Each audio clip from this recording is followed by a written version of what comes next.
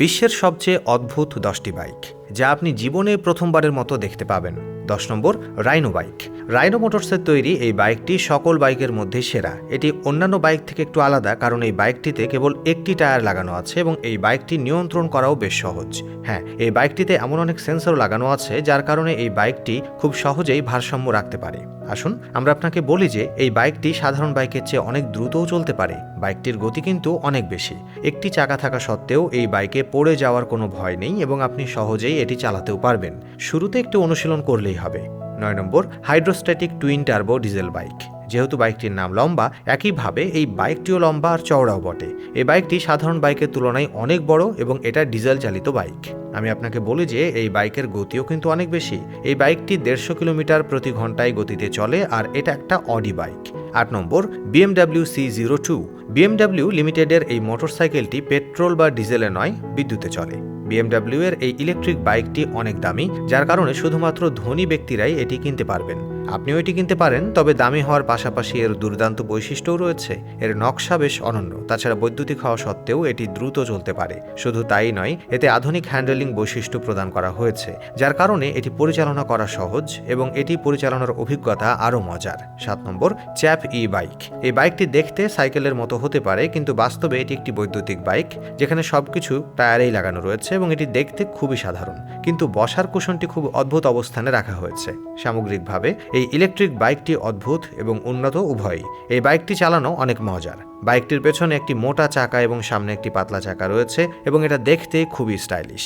এটি দেখতে বেশ সুন্দর, কিন্তু এখন এটি বন্ধ করে দেওয়া হয়েছে কারণ লোকেরা এটা খুব একটা পছন্দ করেনি। 6 নম্বর, টরাস 2X2 বাইক। এই বাইকটি রাশিয়ান সেনাবাহিনীর জন্য তৈরি করা হয়েছে, কারণ সেখানকার সৈন্যদের বেশিরভাগ সময় বনেই কাটাতে হয়। সে কারণেই সেখানকার সৈন্যরা এই বাইকটি ব্যবহার করে, যা যে কোনো জায়গায় চলতে পারে। আর এই বাইকটি মাত্র 5 মিনিটেই খোলা যাবে, যে কোনো জায়গায় বহন করা এবং নেওয়াও যায়। এই বাইকটি খুবই হালকা এবং এই বাইকের টায়ারগুলিও অনেক হালকা। আমি আপনাকে বলি যে এর চাকাগুলো বেশ অনন্য, যা এটিকে সর্বত্র চলাচল করতে সাহায্য করে। 5 নম্বর, লাজারেথ LM847।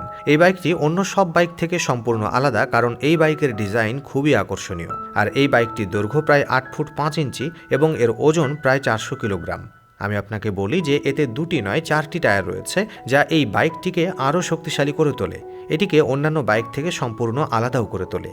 এছাড়াও এই বাইকটি খুবই শক্তিশালী। এর 4টি চাকা একে অপরের সাথে সংযুক্ত। এটি মুক্তির পর এটি থেকে অনুপ্রাণিত হয়ে আরও অনেক বাইক এভাবেই তৈরি করা হয়েছিল। 4 নম্বর, ভেসপা 150। আচ্ছা, আপনি নিশ্চয়ই অনেক ধরনের স্কুটারই দেখেছেন, কিন্তু আমি নিশ্চিতভাবে বলতে পারি যে আজকের আগে এরকম একটা স্কুটার আপনি হয়তো আগে কখনোই দেখেননি। কারণ এটা একটা সামরিক ট্যাঙ্ক বিরোধী স্কুটার এবং এটি মূলত ব্যবহৃত হয়, যার নকশাতে ছিল ট্যাঙ্কগুলিকে যুদ্ধক্ষেত্রে পৌঁছাতে সক্ষম করার জন্য, এবং এটি প্রথম 1900 সালে চালু করা হয়েছিল। এটি 56 সালে নির্মিত হয়েছিল। 3 নম্বর, 1929 ম্যাজেস্টিক বাইক। এই বাইকটি তৈরি হয়েছিল 1929 সালে। এটি তৈরি করা হয়, যার কারণে এই বাইকটি অন্যান্য বাইক থেকে সম্পূর্ণ আলাদা দেখাচ্ছে। তবে এই বাইকটিকে নিয়ে অনেক অভিযোগও ছিল। লোকজন বলে যে এই বাইকের হাতল বেশ দূরে, যার কারণে বাইকটি চালাতে মানুষের অনেক অসুবিধা হতো। 2 নম্বর, গিবস কোয়াডোস্কি। এই বাইকটি চালাতে আপনার অনেক মজা লাগবে, কারণ এই বাইকটি হলো স্থল এবং জল উভয় স্থানেই চলতে পারে। কিন্তু হ্যাঁ, এই বাইকটি এমনভাবে ডিজাইন করা হয়েছে যে এটি জমিতে এবং নিজে নিজে উভয় জায়গাতেই চলতে পারে। আর এই যানটি রাস্তা আর জল উভয় পথেই ঘন্টায় 70 কিলোমিটার বেগে চলে। এই ধরনের যানবাহনকে উভচর যানবাহন বলা হয়, যা বিশেষভাবে মাল্টিটাস্কিং এর জন্য তৈরি করা হয়। 1 নম্বর, পিয়াজিও MP3।